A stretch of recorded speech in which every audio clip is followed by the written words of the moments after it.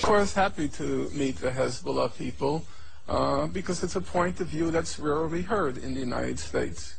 And I have no problem saying that I do want to express solidarity with them. And I'm not going to be a coward and a hypocrite about it. I don't care about Hezbollah as a political organization. I don't know much about their politics.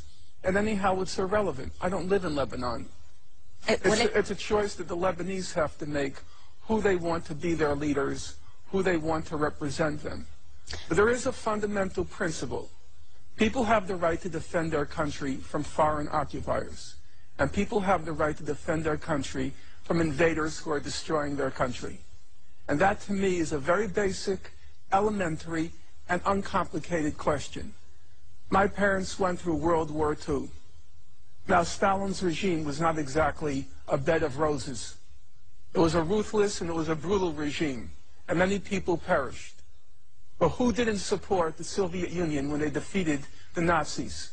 Who didn't support the Red Army? And all the countries of Europe which were occupied, who gets all the honors? The resistance.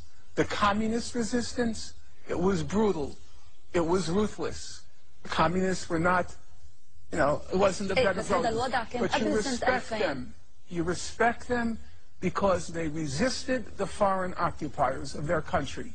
And if I'm going to honor the communists during World War II, even though I probably would not have done very well under their regimes, if I'm going to honor them, I'm going to honor the Hezbollah. They show courage, they show discipline. I respect that. Listen, if you want to close your eyes and believe it was all over in May 2000, you can do so. You can play that game.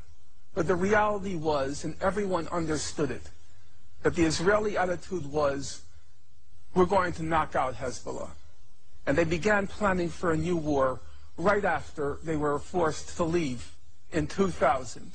They found their excuse, their pretext, in July 2006. But there's no question among rational people that Israel was never going to let that victory go by, the Hezbollah victory go by. They were determined to teach كان يمكن تجنبه. يعني هون ممكن يقدر الطرف الآخر يقول لك ممكن تجنبه وما توقع بالفخ. It could not have been avoided. There is no way that the United States and Israel are going to tolerate any resistance in the Arab world. You want to pretend it can be avoided, you can play that game. But serious people, clear-headed people, knew there was going to be a war sooner or later. You think there's not going to be another war? You think Israel is going to allow that defeat in July 2006? You want to pretend it's Hezbollah that's causing the trouble? No, there will be another war, and the destruction will probably be 10 times worse, maybe even more, than July 2006, because Israel is determined with the United States to put the Arabs in their place and to keep them in their place. Now, how can I not respect those who say no to that? You know, during the Spanish Civil War, there was a famous woman, they called her La Pasionaria, Dolores Ibarruri, from the Spanish Republic. And she famously said, it's better to die in your feet than to walk crawling on your knees. ولكن هذا خيار الشعب اللبناني كله. يعني مش I totally agree. I'm not telling you what to do with your lives. I'm not telling you. And if you'd rather live crawling on your feet, I could respect that. I could respect that. People want to live. How can I deny you that right? But then how can I not respect those who say they'd rather die on their feet? How can I not respect that? Israel and the United States are attacking because they will not allow any military resistance to their control of the region. That's the problem.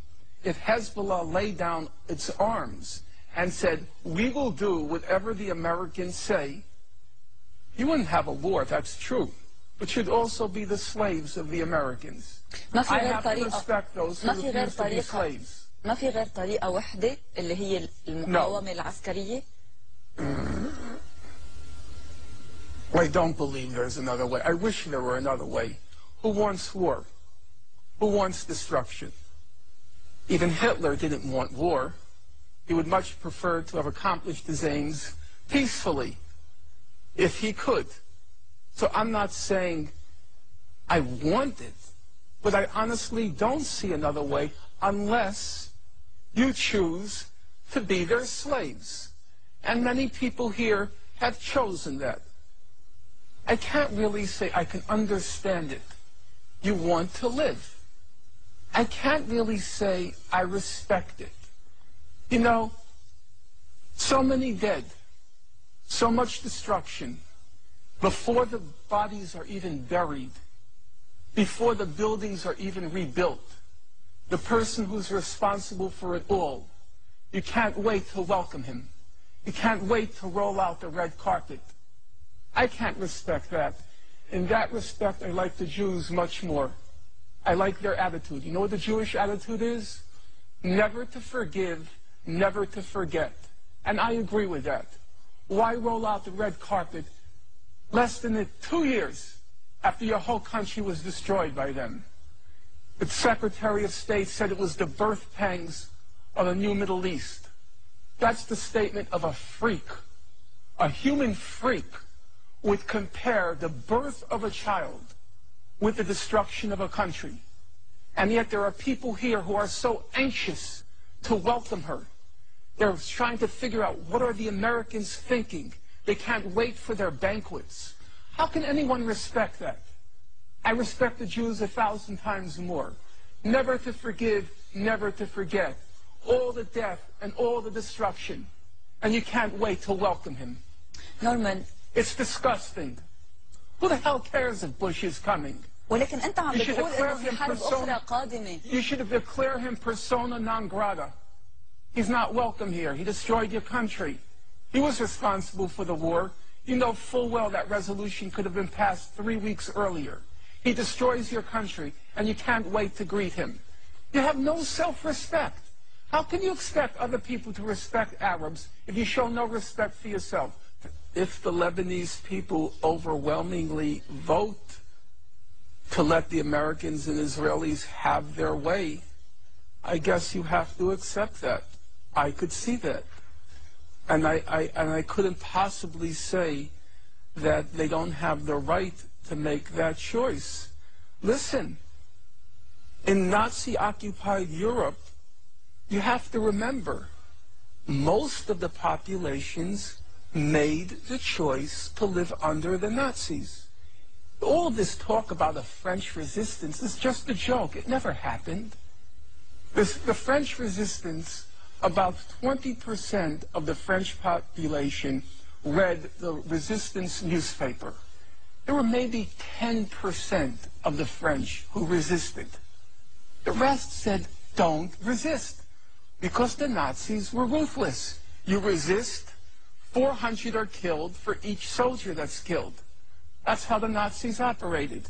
So most of the French said, like you, we want to live. Don't resist. But now I have to ask you, in retrospect, who do we honor? Do we honor those who say, let us live? Or do we honor those who said, let's resist?